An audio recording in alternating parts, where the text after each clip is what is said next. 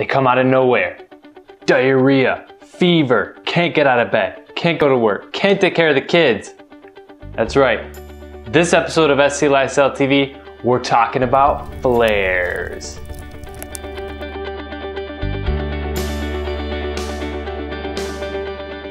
That was so cool, my hands were on fire.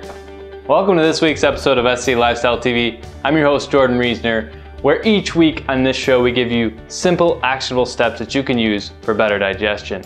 This week, we're talking about flares. And what triggers a flare?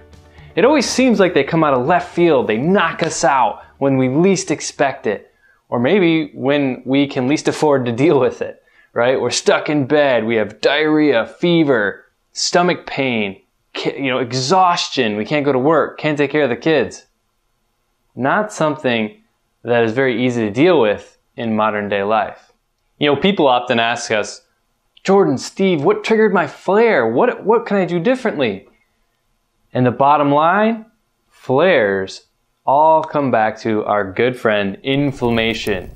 Okay, we've talked a lot about inflammation on SC Lifestyle TV. And there's over 15 things in scientific literature that are proven to trigger inflammation, okay? And there's a little something we call the bathtub theory of inflammation, where we all have a little bit of a bathtub of tolerance of how much inflammation we can really handle.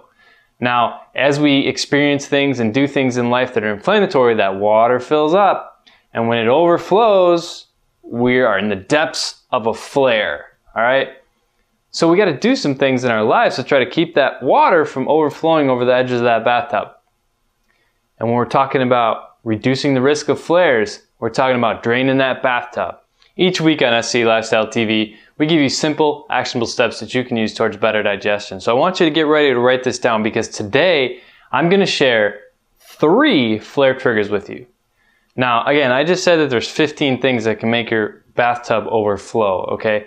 So there's a lot at play here. But I want to give you some of the 3 most common flare triggers that we've seen people struggle with over the last few years. Now, as you know, we've helped thousands of people work through ulcerative colitis, Crohn's, celiac, IBS. And flares can happen to anybody with digestive problems. It's really just a flare-up of symptoms. Now, what I'm about to tell you are 3 of the most common pitfalls that people experience when all added up can trigger a flare really, really quickly. All right, now get ready. I'm going to share flare trigger number 1 with you. Now, it goes without saying, but it's a really common pitfall that we see, and that's eating a lot of inflammatory foods. Now, it could be, I'm talking about a big cheat, maybe a weekend binge with a lot of pizza, maybe some beer, things like that. Obviously, that can trigger a flare. But even more so than that, you could be eating inflammatory foods that are also allowed on the diet. Now, flare trigger number 2, which is also a real common pitfall that we see with people, is overdoing the exercise.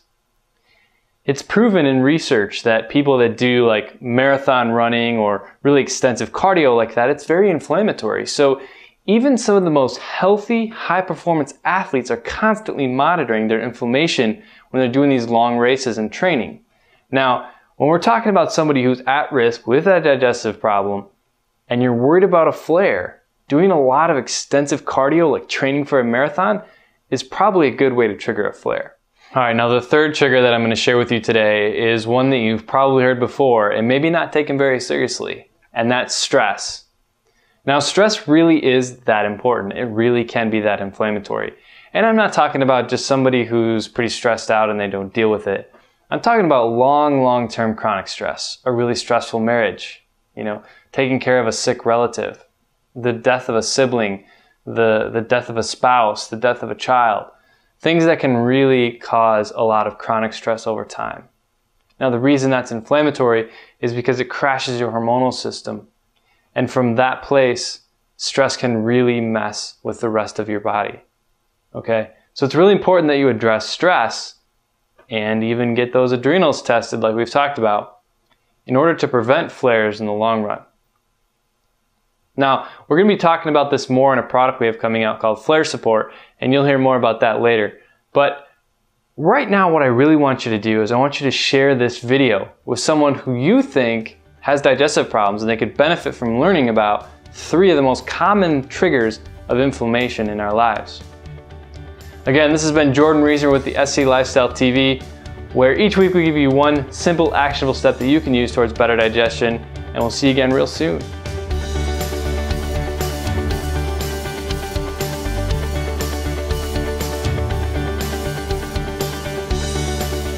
I like playing with fire. This is so cool. The 3 flares of triggers of... I forgot what I was gonna say. I'm gonna try that one all over again. Some days you're just on, and today is not one of those days for me.